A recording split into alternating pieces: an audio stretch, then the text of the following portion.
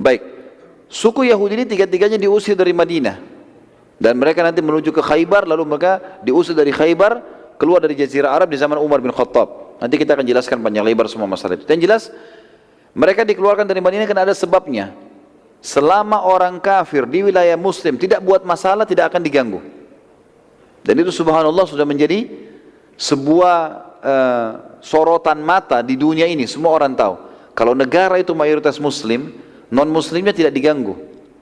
Kalau kita balik, Muslim yang minoritas sudah umum kalau ditindas, gitu kan? Itu subhanallah terbukti dalam fakta sejarah. Ini juga terlihat di depan mata. Orang-orang Yahudi di Madinah selama tidak buat masalah, Nabi SAW tidak ganggu sama sekali.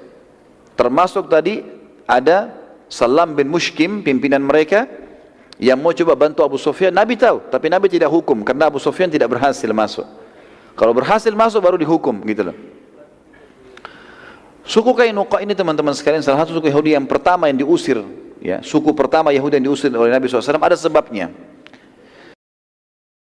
Kalau saya ibaratkan meja ini kota Madinah, yang saya sedang di depan saya meja ini, ada benteng Madinah mengelilingi kota Madinah, tembok yang tinggi dan ada pintu gerbangnya dari muka dan belakang, biasa dibuka di waktu tertentu, pagi, malam ditutup.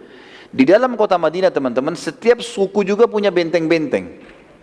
Setiap suku juga punya benteng. Ini ada benteng, ada benteng. Termasuk 3 suku Yahudi itu punya benteng. Qainuqa punya benteng sendiri. Di dalam benteng mereka ini teman-teman, semua rumah sukunya, satu sukunya, dalam ada pasar, ada sumur, ada peternakan, ada luar biasa. Seperti satu kota. Kota di dalam kota gitu. Gitu kan? Jadi semua begini. Jadi musuh-musuh pun tidak bisa menyerang mereka. Seperti itulah. Nanti kita akan lihat bagaimana Nabi SAW mengepung benteng-benteng mereka. Suku Qainuqa ini dan suku-suku yang lain, kalau pagi mereka buka pintu gerbangnya untuk memberikan kesempatan orang kalau mau belanja di pasar. Rupanya ada satu orang muslimah, sahabiat Nabi, masuk ke toko emas, punya salah satu anak muda Yahudi Qainuqa. Rupanya wanita ini bercadar mau beli emas, gitu. Digodai oleh penjaga toko ini, yang pemilik toko orang Yahudi. Suruh buka cadarnya, dirayu-rayu, sahabatnya ini tidak layani. Waktu dia lihat godaan ini mengganggu dia dan sampai dia mau keluar, rupanya dengan sangat lihai si Yahudi ini, dia mencantolkan, dia mengejar dari belakang, dia mencantolkan besi tajam, ya, besi yang tajam kayak kail, yang akhirnya waktu sahabat ini jalan, sobek bajunya. Dan karena dia tidak tahu kalau itu terpasang, maka sobek dari bawah sampai ke atas bajunya, sobek, kelihatan auratnya. Gitu kan? Lalu pemilik toko ini sama teman-temannya tertawakan sambil lihat auratnya. Lewat satu orang sahabat Nabi laki-laki, kemudian sahabat ini lihat si Yahudi tadi. Dia tahu ini pemilik tokonya siapa. Dia juga kebetulan mau belanja di pasar itu. Dia bawa pedang. Dia datangin, dia lihat muslimin, ditanya kenapa ini orang memalukan saya. Ditebas sama si muslim. Pemilik tokonya dibunuh. Orang-orang pasar Yahudi kena lihat ini lagi dibunuh, maka mereka pun mengeroyoki si muslim. Waktu dikeroyoki si muslim tadi teman-teman sekalian, sahabat tadi sempat lari pulang. Berusaha menutup bajunya yang sudah sobek tadi, kemudian datang kepada Nabi SAW, ya Rasulullah, ceritanya begini.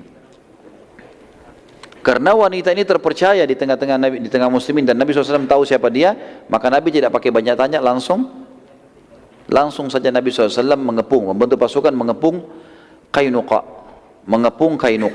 Dan pada saat itu teman-teman perlu kita tahu ya, Qainuqa itu waktu itu di bentengnya memiliki 700 orang personel perang. Ini tentara yang sudah dilatih militer. 700 orang. Dan mereka bersenjata lengkap. Mereka juga memiliki benteng yang sangat kokoh di Madinah. Di dalam benteng tersebut semuanya ada sumur, pasar, perkebunan, peternakan, dan cukup untuk memberikan mereka kehidupan kalaupun ada musuh sedang mengepung mereka 1 bulan atau 2 bulan mereka tidak apa-apa nggak keluar. Semuanya ada. Gitu.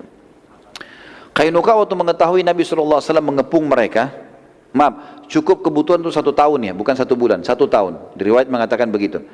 Waktu Nabi SAW mengepung Qainuqa dan meminta, Nabi minta yang membunuh sahabat tadi, muslim tadi, semua yang ikut partisipasi membunuh di pasar, serahkan kepada kami.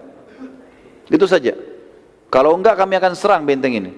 Rupanya mereka dengan sombong, mereka mengatakan dari atas benteng mereka, hai Muhammad, apa kau pikir kami takut?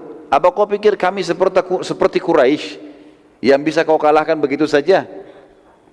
Lalu kemudian mereka mengatakan, bila kau mau memerangi kami, kami pasti akan melawanmu.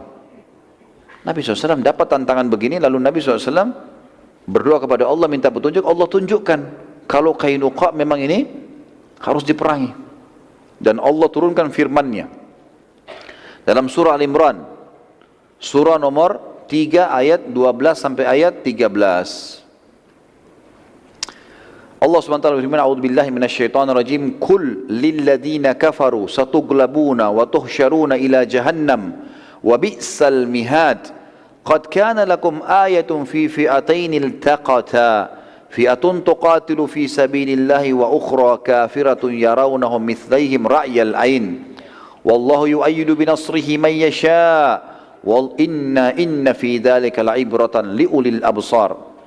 Katakanlah hai Muhammad kepada orang-orang yang kafir, kamu pasti akan dikalahkan di dunia ini dan akan digiring ke dalam neraka jahanam, dan itulah tempat yang seburuk-buruknya.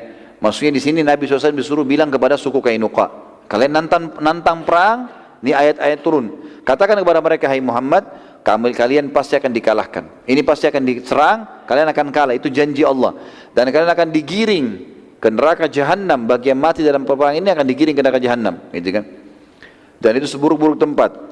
Ayat 13-nya, sesungguhnya telah ada tanda bagi kalian, ya, orang-orang beriman tentang dua golongan yang saling bertempur. Maksudnya adalah antara muslimin dengan orang-orang musyrik Mekah di perang Badar.